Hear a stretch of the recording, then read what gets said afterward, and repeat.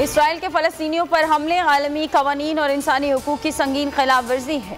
Israeli मज़ालिम और मस्जिद अक्सा की बेहुरमती की शदीद मजम्मत करते हैं। हम जुल्म के खिलाफ फ़लस्तीनियों की जदोजहद को सलाम पेश करते हैं। वज़ीर ख़ारजा शाह महमूद कुरैशी का OIC वज़ीर ख़ारजा वर्चुअल इजलास से खिताब। कहा, दुनिया इसराइली ज़ालिमाना कार्रवाइयाँ फौरी तौर पर रुकवाए। पाकिस्तान अक़वाम मुत्तहिदा और OIC की करारदादों के तहत मसले फ़लस्तीन का 2 रियासती हल चाहता है।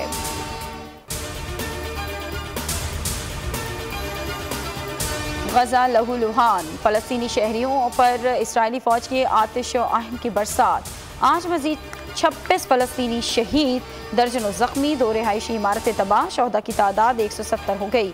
41 बच्चे शामिल, 1000 से ज़ायद फ़लस्तीनी ज़ख्मी। मकबूजा मगरबी किनारे में इसराइली फ़ौज 13 फ़लस्तीनियों को शहीद कर चुकी है। हमास के जवाबी रॉकेट हमलों में 10 इसराइली मारे जा चुके हैं।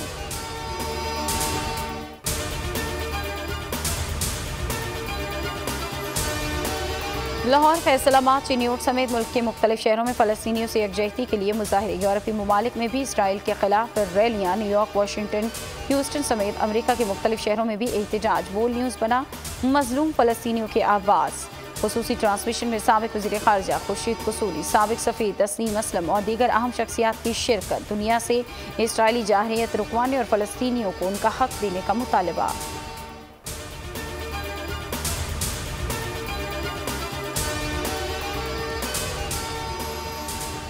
शहबाज की परवाज़ रोकने के लिए हुकूमत सरगर्म। बैरून मुल्क रवानगी के लिए लाहौर हाई कोर्ट के फैसले के खिलाफ अपील तैयार कर ली, कल सुप्रीम कोर्ट में दायर की जाएगी।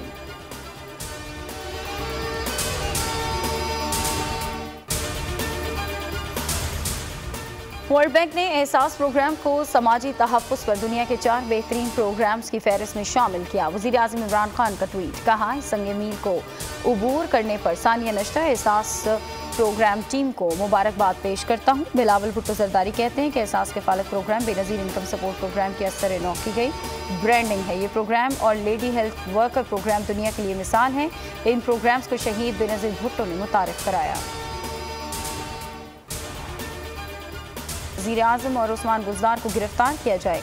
तर्जुमान मुस्लिम लीग नून मरियम औरंगज़ेब का ट्वीट। कहा, इमरान खान ने 4 फरवरी 2021 को रिंग रोड मंसूबे में तब्दीलियों की खुद मंजूरी दी, फिर खुद ही इंक्वायरी कराई। शहबाज गिल का रद्द-ए-अमल। कहा, तहकीकाती रिपोर्ट न सिर्फ पब्लिक होगी बल्कि जिम्मेदारान के खिलाफ बिला इम्तियाज़ कार्रवाई भी होगी। पंजाब में शरीफ खानदान की सरपरस्ती में कब्जा माफियाज का राज था।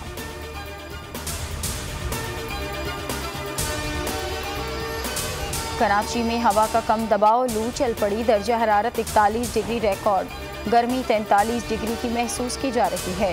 शहर कायद में कल और परसों भी शदीद गर्मी पड़ेगी। डायरेक्टर महकमा मौसमियात सरदार सरफराज कहते हैं, कराची में बारिशों का इम्कान कम हो गया।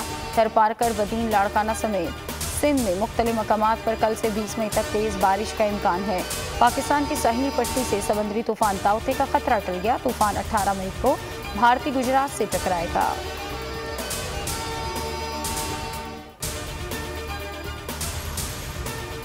सिंध में समंदरी तूफान ताउते के असरात सखर, सांगड़, रोहरी, खैरपुर, गंबट, कोट, डीजी, ठट्ठा, सज्जावल, केटी बंदर में आंधी से बिजली की फरहमी मुतासिर। झोंपड़ियों की छतें उड़ गई। जिना इंटरनेशनल एयरपोर्ट कराची पर हाई अलर्ट कर दिया गया।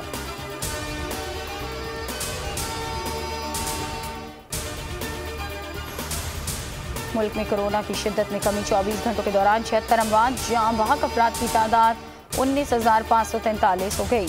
मज़ीद 2,379 अफराद वायरस में मुब्तला। मुल्क भर में पब्लिक ट्रांसपोर्ट आज से बहाल। दफातर कल से खुलेंगे। बाजार रात 8 बजे तक खुले रखने की इजाज़त। रेस्टोरेंट सिर्फ पार्सल कर सकेंगे।